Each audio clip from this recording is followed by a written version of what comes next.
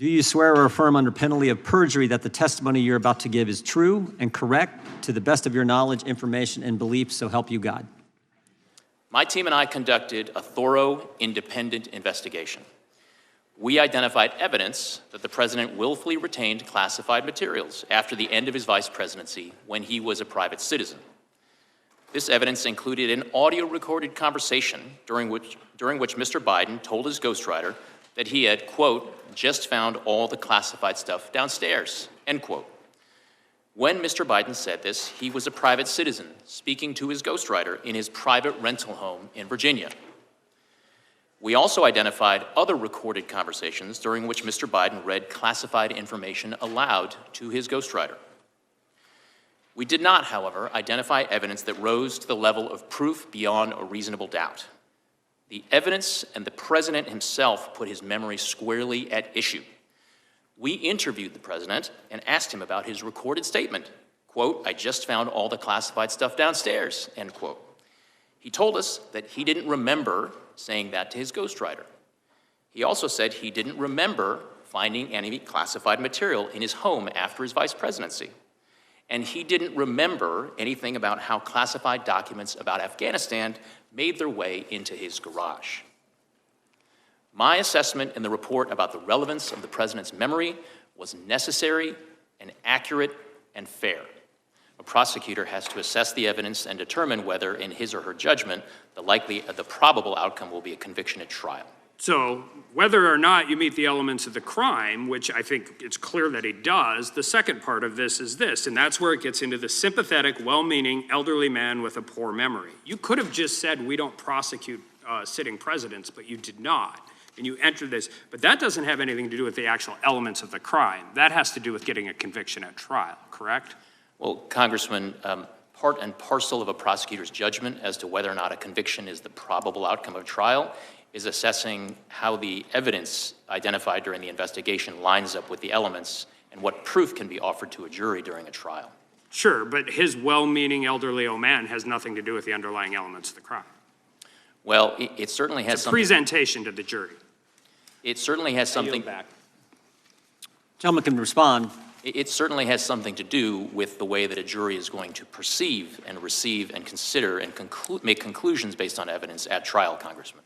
Trump also obstructed the Smith investigation by directing one of his employees to move boxes of documents to conceal them from Trump's attorney, from the FBI, and from the grand jury. At any point in your investigation, did you find that President Biden directed his staff to conceal documents from you or anyone else? We did not reach that conclusion. You would agree that hiding documents is a classic example of obstructing an investigation? It is an example of obstruction. Thank you. Donald Trump instructed his staff to delete security footage so that the FBI and special counsel could not see how he had tried to move and hide documents. Do you agree that attempting to delete video footage in this manner is plainly an attempt to obstruct an investigation? Congressman, I don't want to characterize the evidence in the case against former president. But if that happened, would you agree that deleting video footage is plainly an attempt to obstruct an investigation? Congressman, it's the type of evidence that prosecutors would consider. To sum up, Donald Trump is charged with willfully retaining classified documents and conspiring to conceal those documents, and he's facing additional charges for lying to investigators. Isn't that correct?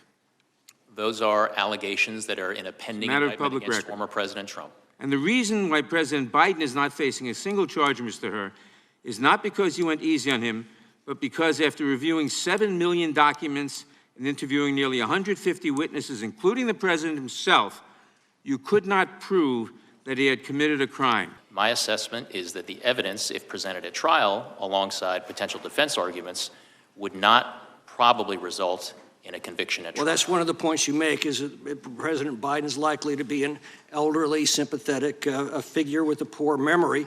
But how does that bear on any individual's guilt or innocence? Isn't that, again, a question for a judge or jury to decide after guilt or innocence is determined? It is. And again, here's the problem.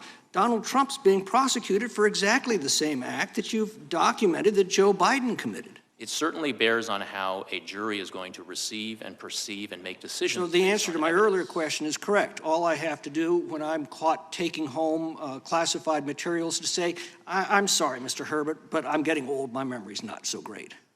Yeah. Congressman, This is the doctrine that you've established in our laws now, and it's frightening. Congressman, my intent is certainly not to establish any sort of doctrine. I had a particular task. I have a particular set of evidence to consider and make a judgment with respect to one particular set of evidence, and that is what I did. Several material distinctions between Mr. Trump's case and Mr. Biden's case are clear.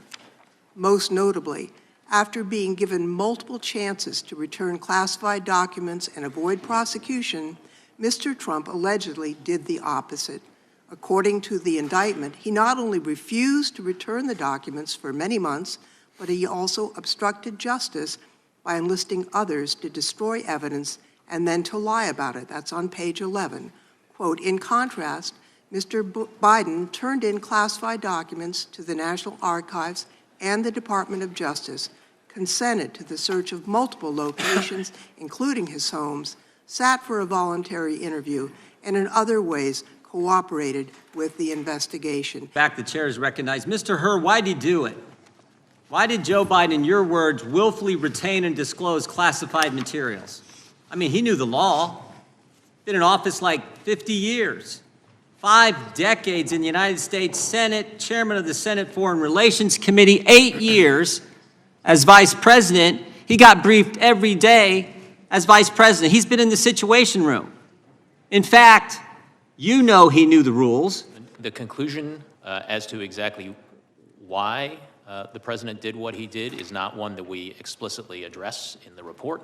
You also repeatedly contrast Biden's cooperation with the conduct of Donald Trump. You say, quote, most notably after being given multiple chances to return classified documents and avoid prosecution, Mr. Trump allegedly did the opposite. According to the indictment, he not only refused to return the documents for many months, but he also obstructed justice by enlisting others to destroy evidence and then to lie about it. Have you any reason to change your judgment about the differences between President Biden's cooperation and the former president's non-cooperation? No, I continue to stand by those words in my report. This, my friends, this is a memory test. But it's not a memory test for President Biden. It's a memory test for all of America. Do we remember fascism? Do we remember Nazism? Do we remember communism and totalitarianism? Have we completely forgotten the sacrifices of our parents and grandparents in prior generations? While we play pin the tail on the donkey in this wild goose chase, all of these silly games, Donald Trump entertains authoritarian hustler Viktor Orban at Mar-a-Lago for the weekend, and Orban comes out to declare that if we indeed sleepwalk into another Trump presidency, Trump will, quote, not give a single penny to Ukraine. That's what all of this is about. It's about trying to pull the wool over the eyes of America, because the tyrants and dictators of the world are on the march today.